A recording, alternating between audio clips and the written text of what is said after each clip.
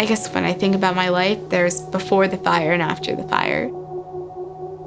We lost practically everything. Pictures, I think that's the hardest part. When Kayla was about 8 years old, her father and I went through a divorce. We had moved in with my parents, and about 2 weeks later, there was a huge fire. It was in the middle of the night, and my sister and I, we were sleeping in my Nana and my Papa's bed. The fire was actually right by our heads. The wall was really warm. My mom came running in and woke us up. And we went and we sat in the car and we watched it happen. I used dance to help me get through all of that. And kind of finding that little place to go really helped me.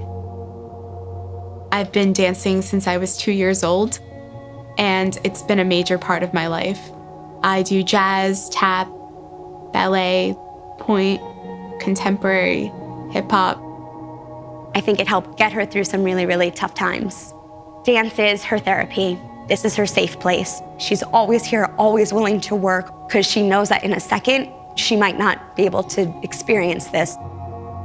Through dance, it forced me to be mature at a young age and to deal with a lot of adult issues.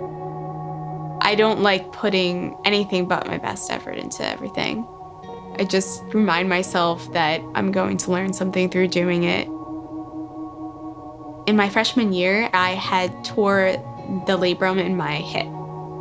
It was the first time I ever went to a physical therapist.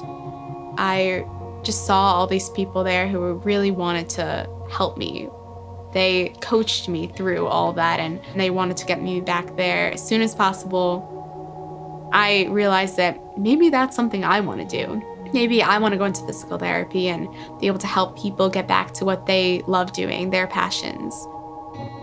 I'm taking AP Biology this year, just seeing how all the muscles and the ligaments and everything work together to help someone go into a first position or an arabesque. It just kind of connected my dancing to my interest in science.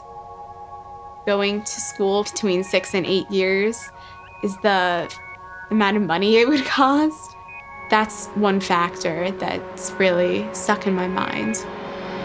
I had gotten an email from Sallie Mae asking for a student that had gone through some hardships in their life or stood out to me academically, and immediately Kayla came to mind. She has taken the most rigorous college classes that we offer, and she's one of the top 5 in her class of 278 students.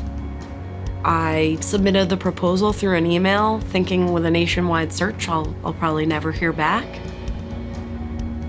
Then all of a sudden she got this call. She realized that I was one of the finalists, and I was so excited. I mean, I hugged my guidance counselor, I hugged my mom. I was just so grateful for this opportunity. This is such a wonderful type of scholarship that would hopefully help me. A scholarship like this one would cap off not just all the hard work that she's done, but these expectations she's placed on herself in a way that for the rest of her life I think would influence her. As long as she's helping people, I think she'll do something for the world that's important. It's important for someone like Kayla to go to college because she's gonna make a difference in someone's life. She just sees that no matter what life throws at you, you can always find the positive and you can always move forward. When her family lost the house to the fire, the next day she had competition. We had to tell the judges that this little girl's gonna be dancing, and you'll see there's holes in her costume. She walked out on that stage with the biggest smile and was just so grateful to be there and be on that stage with a costume on. It kind of sums up how she is. No matter what you throw at her, she's gonna just move ahead with a smile, as always. As I'm reading her college essay, she captures at best what the adversity in her life has done for her. She says, "I look at those years as strengthening and maturing and readying me for the years of adulthood ahead of me, teaching me how to remain optimistic in times of difficulty, preparing me for future endeavors." Kayla's somebody that constantly looks for the positive instead of focusing on the negative. She's just an amazing kid. I can't wait to hear the rest of her story.